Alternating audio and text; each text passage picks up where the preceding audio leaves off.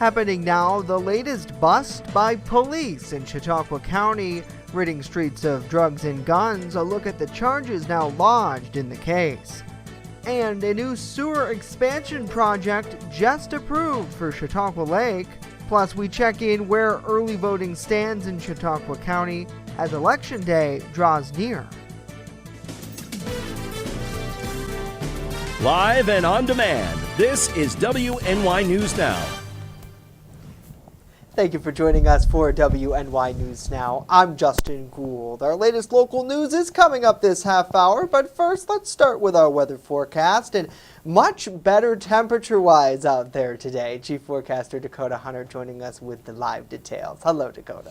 Hello, Justin, and happy Thursday to all of you out there. And yeah, it is a cooler day and less humid out there. You can see from the Warren City Bank Skycam the blue skies up ahead. And yeah, this is pretty much what you're going to be looking at through the afternoon hours today. The satellite and radar composite not really showing you much, even in the cloud cover department. So it is going to be a fantastic day. Now, in terms of the low temperatures, it was cooler this morning than it was the past couple of nights. We bottomed out at 57 here in town, 54 in Randolph, still 60 in Bradford, 56 in Fredonia. So it was a little bit cooler, and we are going to see at least another cool night tonight. The pollen still running a bit on the moderate side, grasses, tree, and mold pollen now our main culprit. So much cooler and less humid for this Thursday. Mostly sunny, a few afternoon high clouds, 72 to 80 today with a northwest wind averaging 5 to 12. But the heat returns for the weekend. We'll talk about how warm it'll get again with that Ultimate Satellite Solution 7-day forecast later on in the show, Justin. Yeah, just continuing on our tracker on the sun there, Dakota. We'll see you back in just a little bit. Thank you. Two men are facing drug and weapons charges following a police raid in Dunkirk. On Wednesday, the Chautauqua County Drug Task Force joined the Dunkirk Police Department, serving a search warrant at 111 Lord Street there in Dunkirk. Upon investigation, law enforcement located $1,500 in U.S. currency, a loaded semi-automatic pistol, around 72 grams of fentanyl, 24 grams of cocaine, and 7 grams of crack cocaine, along with various drug paraphernalia. 29-year-old Jose Tendo and 22-year-old Felipe Cruz were arrested and charged. They face multiple felonies, including two counts of criminal possession of narcotics with intent to sell, criminal possession of a loaded firearm, and criminally using drug paraphernalia. Now, police say that Tardo was released from prison and placed under the supervision of New York State parole. Chautauqua County's unemployment rate has reached record low levels. The New York State Department of Labor announced that news yesterday, that the unemployment rate decreased to 3.4%. It's the lowest rate here locally in 32 years. The figure is down from 3.7% the month before. It remains lower than the state average of 4.4%. In total, officials said there is about 1,800 unemployed individuals in the county right now. Election 2022 news and voting for New York State's gubernatorial primary election, it's in full swing, with early voting ballots being cast right now in Chautauqua County.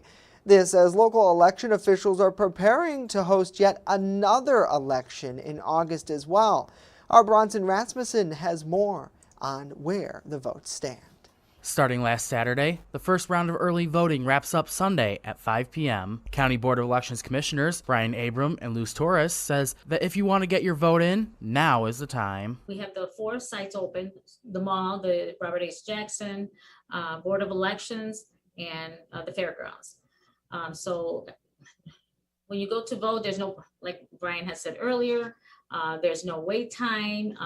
It's been very slow and steady. So just go down, vote, you're in and out, no waiting. So far, local turnout for the respective parties' primary election has been slow, with only 484 people participating in early voting as of reporting. On the ballot for Democrats, Governor Kathy Hochul, Thomas Suozzi, and Jumaane Williams. For Republicans, Rob Estriano, Andrew Giuliani, Harry Wilson, and Lee Zeldin are facing off. The winners of each party will then go head-to-head this fall for the full governorship.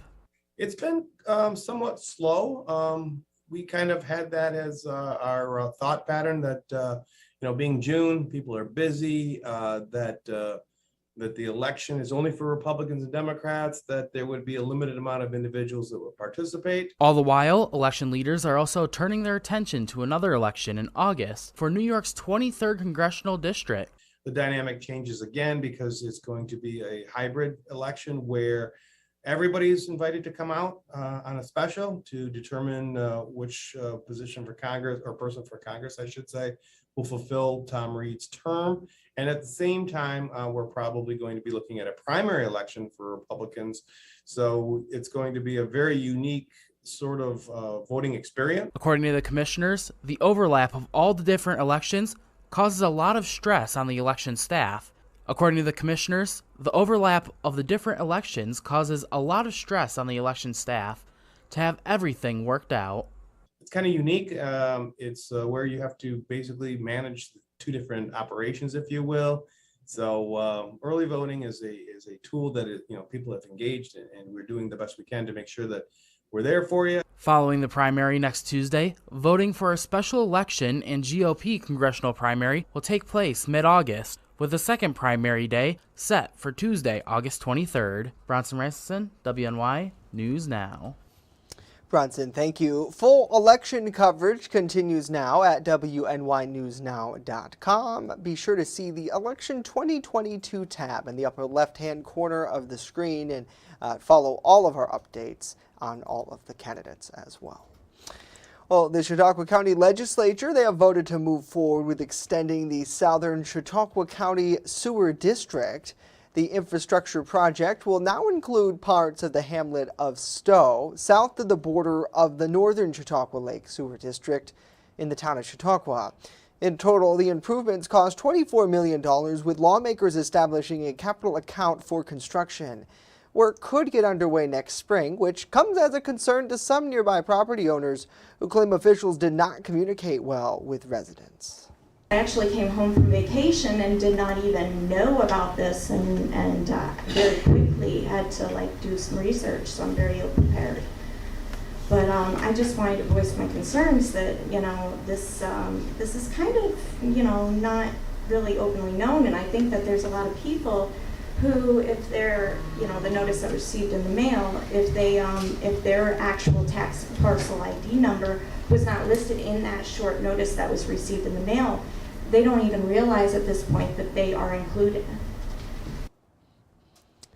The project aims to connect 500 parcels of land, 350 of which are developed properties now. Construction is anticipated to be completed by winter 2026. As WNY News Now continues this half hour, a look at the push to hire lifeguards here in the Empire State. We explained the increased incentive from state leaders. And later, what a gas tax holiday could look like for drivers in our region. Stay with us. WNY News Now will be right back after this.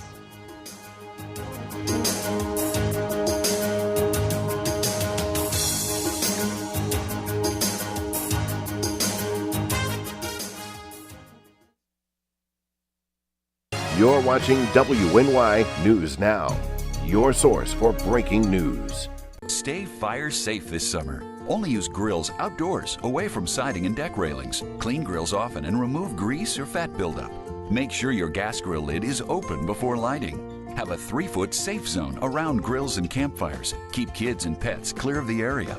Dispose of coals after they cool in a metal can. Never leave grills, fire pits, and patio torches unattended. Learn more at usfa.fema.gov. Brought to you by the Chautauqua Safety Village and the Jamestown Fire Department.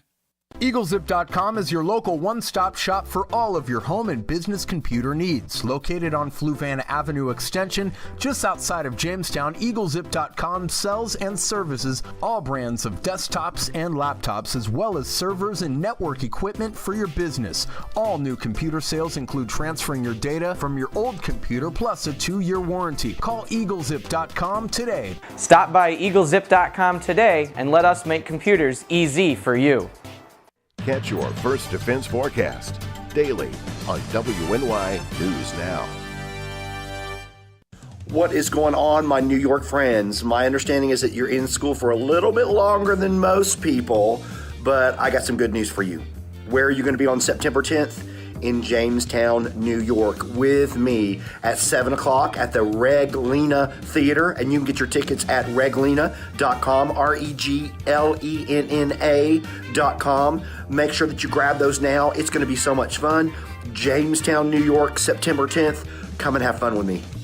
On June 24th and July 22nd this year, there will be 2 fireworks shows as part of the 4 events at Russell Dietrich Jr. Park to assist those that may be sensitive to the noise from the fireworks, whether it be an individual or a child or even a pet. If you email us at ccsolution716@gmail.com, we have some headphones and a calming blanket for a pet for anybody within a 2-block radius of Dietrich Park. With coverage that matters, this is WNY News Now. Governor Kathy Hochul has directed a pay increase for state lifeguards to help address a staffing shortages at New York State beaches and pools. The increase is aimed at addressing a staffing shortages at New York's beaches and pools across the whole state. Now, starting pay rates for lifeguards at upstate facilities will increase at 34%, from $14.95 an hour to $20 an hour, and 21% for lifeguards. The new pay rate will go into effect immediately for lifeguards at swimming facilities operated by the Office of Parks, Recreation, and Historic Preservation. This will also include lifeguards employed by SUNY and CUNY. Pay rates will also increase for lifeguards with more than 2 seasons of experience, ranging from 5% to 30%, depending on location and your experience. Well, yesterday, President Joe Biden proposed a tax relief gas holiday to Congress, which would lower the cost of gas per gallon by about 18 cents. So we wanted to know, what impact could that have on drivers here in our region? WNY News Now's Elspeth Meisner sent out to find out. As the cost of fuel continues rising, President Biden wants to suspend the federal gas tax for the next 3 months. Here's what that means. Local gas station owner Denise Manis says lifting the tax would be helpful to most local drivers. It would increase sales because the average person comes in now and they only are able to purchase minimum, as opposed to if they weren't paying $5 at the tank, $3 would be more likely better for them. But for transportation companies, a small price cut is a small drop in the bucket. It's not huge, but every little bit helps.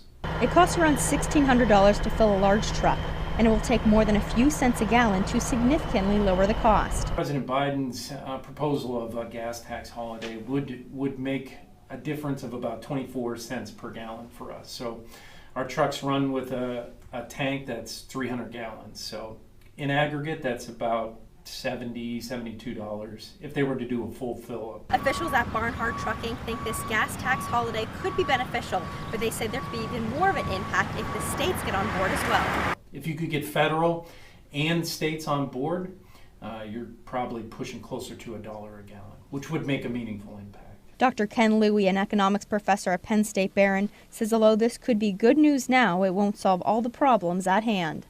Short-term positive step. But once again, the impact is likely to be very modest, and long-term, it won't really solve the fundamental causes of the inflation that we're seeing. Elspeth Meisner, WNY News Now. Elspeth, thank you. Well, recent polls show that nearly half of Pennsylvanians rate the economy as in poor condition. Now, Pennsylvania lawmakers from both parties are agreeing inflation a major issue right now, but how to address it? That is causing some debate. This week, the House Democratic Policy Committee outlined their legislative plan to end corporate inflation and price gouging. Lawmakers say big corporations, especially oil companies, are maximizing their profit at the expense of consumers. The legislation targets companies and individuals who are suspected of artificially rising prices and would give the Attorney General more authority to prosecute. Giving the Attorney General the authorization to investigate companies who are suspected of engaging in price gouging on consumers. It also prohibits companies from increasing gas prices multiple times per day. Now, Representative Ryan Bizarro's legislation is just one of the bills outlined today to fight corporate inflation. And as we enter into the 17th week of Russia's war on Ukraine, we're continuing to see relief efforts and all sorts of support for the people of Ukraine. This week, we're highlighting the efforts coming out of the city of Warren, starting with Pastor Jeff Ewing and the First Lutheran Church of Warren. From spaghetti dinners to coming together first aid kits to send to Ukraine, the First Lutheran Church of Warren has raised over $22,000 for aid overseas. Pastor Jeff says it was St. Joseph's Parish and Father Rick Thomasone who helped bring a family from Ukraine to Warren that sparked the relief efforts.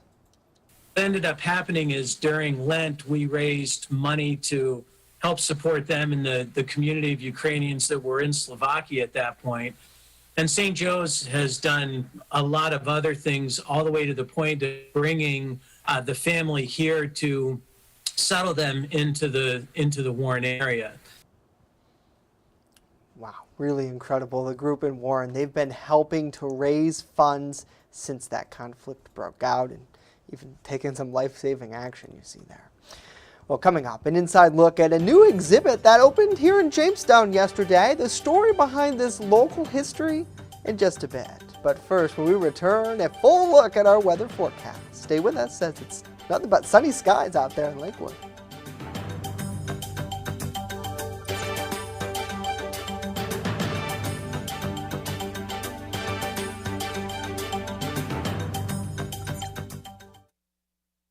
You're watching WNY News Now, where coverage comes first. I'm a survivor. I'm a survivor. I'm a survivor. Testicular cancer is the leading form of cancer in men aged 15 to 35. 1 in 250 men will be diagnosed with testicular cancer. But 98% will survive if detected early. As a survivor, I believe early detection is the key.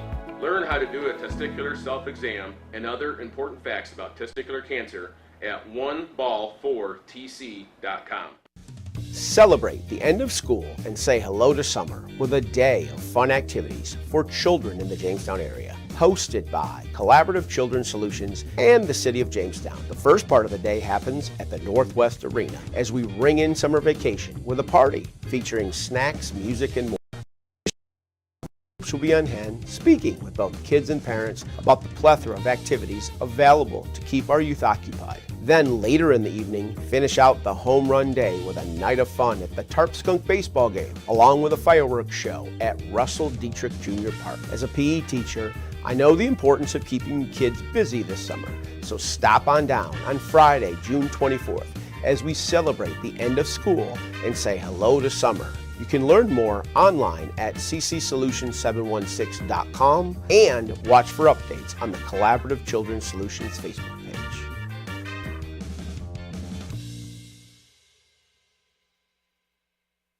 page. You're watching WNY News Now, your source for breaking news. And welcome back. Let's get some headlines from around the nation before we get our local weather forecast. And monkeypox testing capacity, it's now expanding here in the U.S. The U.S. Centers for Disease Control and Prevention sent shipments of the monkeypox tests to 5 laboratories, saying the move will make it possible for anyone who needs a test to get one. The laboratories will be available to healthcare providers in early July. Testing capacity is expected to be ramped up throughout the month. Now, according to the CDC, there have been 142 reported monkeypox cases in the United States across 23 states and D.C. as of June 22nd. And the House committee investigating allegations of a toxic workplace at an NFL team is going to compel that owner to testify. Daniel Snyder, owner of the Washington Commanders, missed Wednesday's hearing of vacation off of France in a luxury yacht, the committee says. The chairwoman of that House Committee on Oversight and Reform, Carolyn Maloney, says she will issue a subpoena to compel Snyder's testimony next week. NFL Commissioner Roger Goodell, who did testify via video conference, says he does not have the power to remove Daniel Snyder as owner of the team.